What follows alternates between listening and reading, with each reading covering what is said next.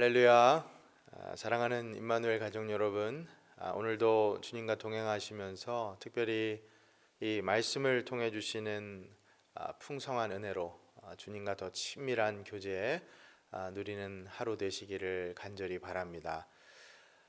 오늘은 시편 34편을 저희가 묵상하려고 합니다. 본문이 조금 길어서요, 제가 1절부터 10절까지만 봉독하도록 하겠습니다.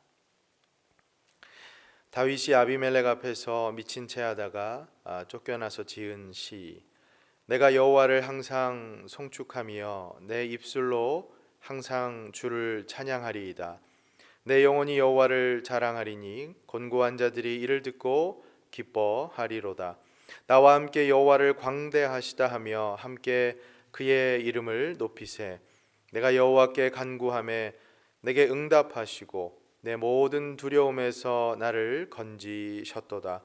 그들이 주를 앙망하고 광채를 내었으니 그들의 얼굴은 부끄럽지 아니하리로다. 이 곤고한 자가 부르짖음에 여호와께서 들으시고 그의 모든 환난에서 구원하셨도다. 여호와의 천사가 주를 경외하는 자를 둘러 진치고 그들을 건지시는도다. 너희는 여호와의 선하심을 맛보아 알지어다. 그에게 피하는 자는 복이 있도다. 너희 성도들아 여호와를 경외하라. 그를 경외하는 자에게는 부족함이 없도다. 젊은 사자는 궁핍하여 줄일지라도 여호와를 찾는 자는 모든 좋은 것에 부족함이 없으리로다. 아멘. 오늘 말씀 위에서 같이 한번 기도하겠습니다. 사랑과 은혜가 충만하신 참 좋으신 하나님 아버지, 오늘도 우리에게 은혜 가운데 허락하신 이 시간, 이 하루, 이 생명 감사를 드립니다. 그러나 하나님의 창조 그리고 하나님의 섭리 가운데 살면서도 아직 하나님을 많이 알지 못하는 부족하고 연약한 우리 모습, 오늘 말씀을 통해 더욱더 우리가 하나님을 알게 하시고 배우게 하시고 하나님을 경험케 하여 주시어서 하루하루 살아가는 데 있어서 하나님을 알게 되는 그 지식이, 그 경험이 우리의 기쁨이 되게 하시고 우리가 살아가는 원동력이 되게 하여 주시옵소서. 오늘도 겸손하여서 하나님께서 우리에게 명령하신 많은 사명들 충실히 감당하고 선한 행실과 또 우리의 모습, 그것을 통해서 이 땅에 빛과 소금의 역할 감당하기에 부족함 없도록 주님께서 함께 하여 주시고 은혜 주시기를 간절히 소원하오며 예수 그리스도의 이름으로 기도드리옵나이다. 아멘. 한국의 음식하면 여러분 가장 먼저 떠오르는 음식이 뭔가요? 한국의 음식. 외국인들에게 설문조사를 하면 불고기, 갈비 이런 음식들이 많이 뽑히죠. 하지만 무엇보다 한국 사람 하면 가장 먼저 꼭 떠오르는 음식은 아마도 김치인 것 같습니다. 김치 못 먹으면 한국 사람이 아니라고 할 만큼 한국의 전통 음식은 사실 김치이죠. 저희 교회에서는 아닌데요. 제가 한 번은 어린 아이, 그러니까 아주 정말 뭐 한 살이나 됐을까요? 막 밥을 먹기 시작한 정도였던 것 같은데 그런 아이를 두신 성도님께서 한국 사람이라면 당연히 김치를 먹어야 한다고 그 매운 김치를 아이에게 먹이는 것을 보았습니다. 그런데 그 아이가 정말 김치를 잘 먹더라고요. 근데 깜짝 놀랐습니다. 여러분처럼 이 한국 분들은 참 김치를 좋아하세요. 개인적으로도 김치 어릴 때부터 먹어서 그런지 저도 좋아합니다. 그런데 참으로 이 오묘한 것이 이 김치의 맛이죠. 그 종류도 각양각색. 여러분 얼마나 많아요. 그 지역마다 특색도 있고 익은 정도에 따라서 선호도 다르고요. 여러분 제가 오늘 이렇게 먹는 얘기, 김치 얘기로 말씀을 시작하는 이유는요, 오늘 본문을 보면 참으로 이 맛들어진 표현 하나가 나옵니다. 8절인데요. 여러분 한번 보세요. 8절. 너희는 여호와의 선하심을 맛보아 알지어다. 그에게 피하는 자는 복이 있도다. 아멘. 여러분 이 말씀의 뜻을 아시겠어요? 이 말씀의 맛을 느끼실 수 있으시겠어요? 네. 오늘은 저희가 이 구절에 집중해서 이 시편 34편 말씀을 묵상하려고 합니다. 하나님을 맛보아 안다라고 하는 이 표현, 여러분 이 말씀은 하나님을 머리로만 이성적으로만 아는 것이 아니라 그보다는 여러분의 삶 가운데서 실제로 살아 역사하시는 하나님의 그 손길, 그 숨결을 경험해야 한다라는 뜻입니다. 다윗이 실제로 그런 삶을 살았죠. 그렇게 이런 고백을 했던 것이고요. 그렇기에 그것을 지금 말씀을 묵상하는 여러분과 저에게 성령께서 권면하고 있는 것입니다. 사랑하는 여러분, 부디 여러분들께서도 여러분의 삶 속에서 역사하신 하나님의 선하심을 맛보아 경험하며 살아가시기를 간절히 축원합니다. 하나님께 피하는 자만이 진정으로 복이 있는 자임을 몸소 체험하며 누리며 간증하며 살아가실 수 있기를 주님의 이름으로 축복합니다. 자, 우리 본문으로 좀 더 들어가 보죠. 시편 34편 가장 먼저 이 표제를 한번 보세요.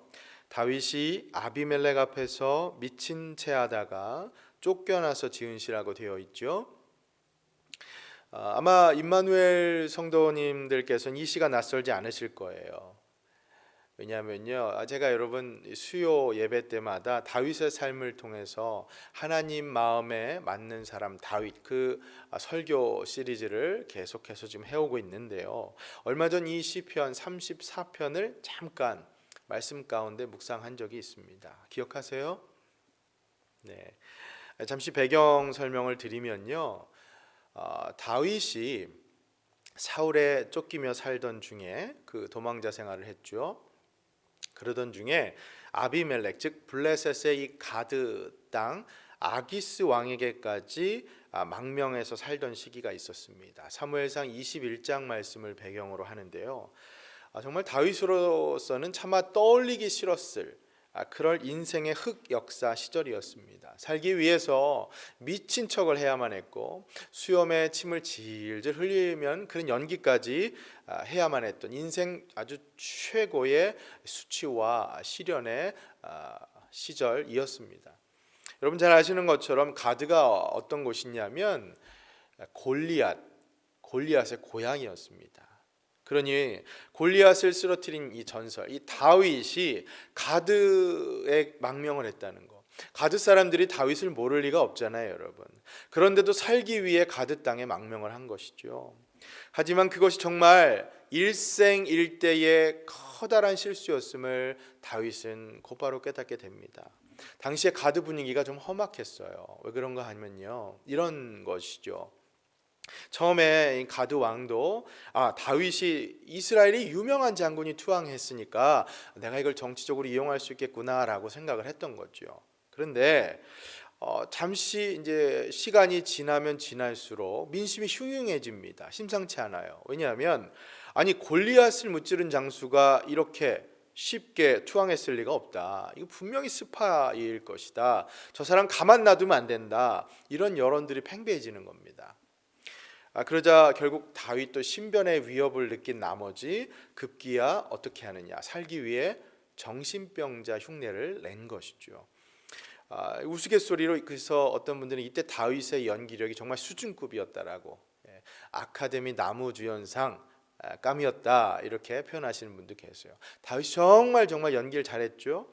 기가 막히게 합니다. 모든 가드 사람이 다 속아 넘어가죠. 정말 미친 것처럼 말입니다. 시편 34편이 바로 이런 배경을 바탕으로 해서 지어진 시입니다. 다윗의 그 수치스러운 시절, 그 인생의 고난을 배경으로 하는 것이죠.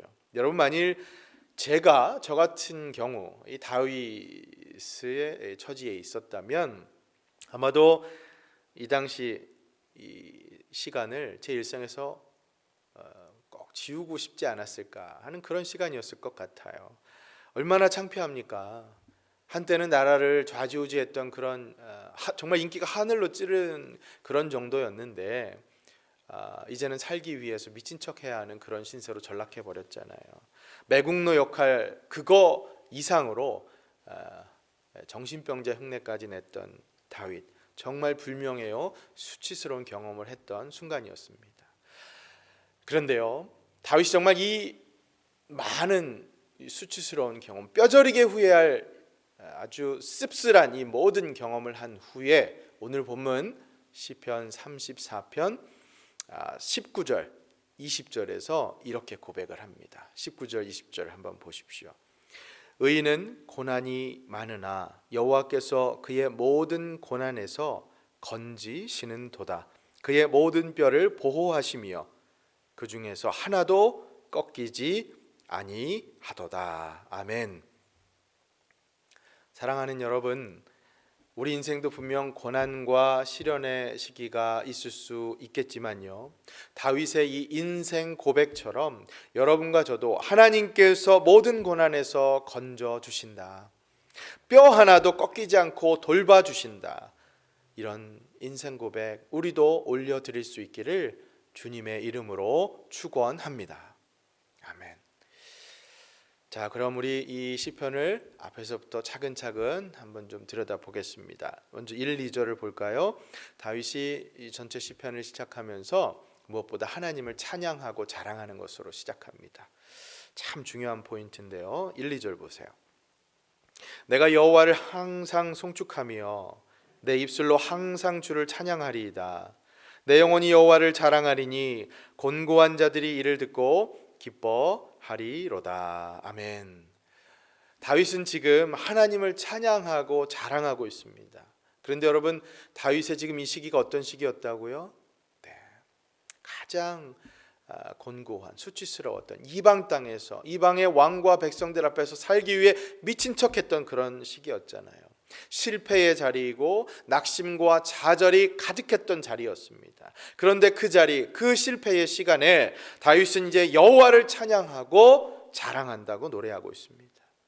참으로 놀라운 고백이죠, 여러분. 그렇지 않아요? 생각해 보세요. 솔직히 이런 고백은요, 이런 찬양은 전쟁에 나가서 승리했을 때 더 어울리는 그런 고백 아닙니까? 예를 들면 다윗이 골리앗을 무찔렀을 때 이런 고백을 하는 것이 훨씬 더 어울리잖아요.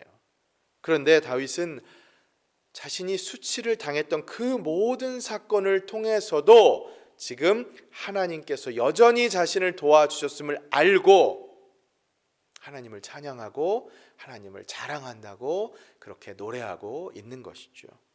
여러분, 저는 이것을 우리가 주목하면 좋겠습니다.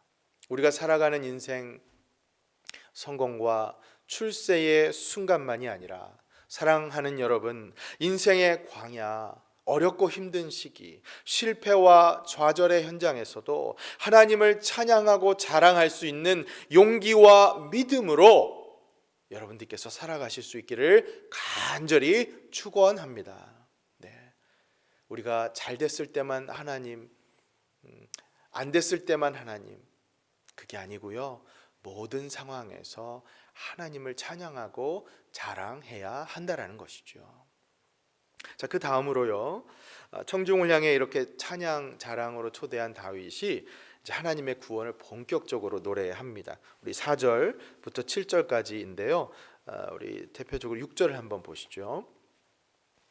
이 곤고한 자가 부르짖음에 여호와께서 들으시고 그의 모든 환난에서 구원하셨도다. 아멘. 여러분, 다윗은 알았어요. 경험했어요. 무엇을요? 그 어려운 때에, 자신이 곤고한 때에 간구하면, 부르짖으면 하나님께서 들어주시고 그 기도를 응답해 주신다는 것, 그래서 환난에서 구원해 주셨다는 것을 몸소 체험하여 알았습니다. 그래서 지금 여기 6절과 같은 고백을 하고 있는 것이죠.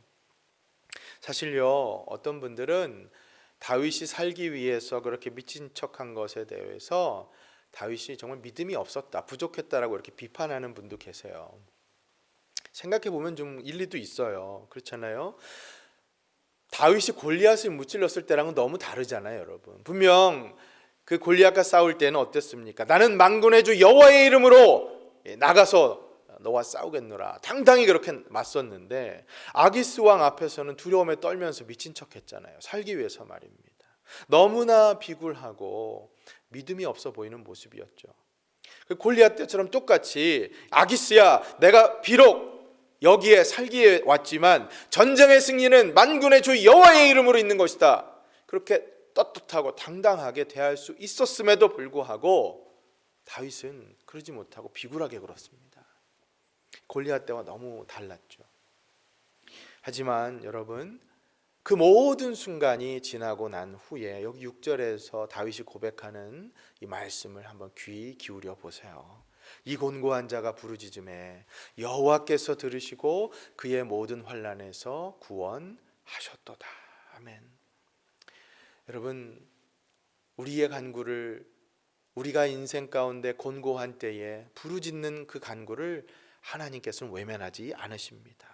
다윗이 그것을 경험했지요. 그래서 오히려 이전보다 더 튼실한 믿음의 사람으로 탈바꿈했던 것이죠. 하나님만을 더 굳건히 의지하는 믿음의 사람이 되었던 것입니다.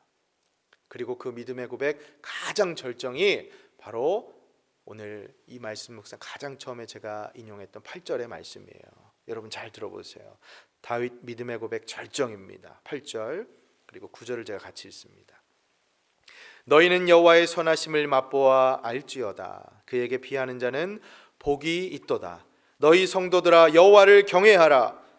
그를 경외하는 자에게는 부족함이 없도다. 아멘. 사랑하는 여러분, 다윗의 이 인생 고백이 여러분과 저의 고백이 될 수 있기를 주님의 이름으로 축복합니다. 아멘.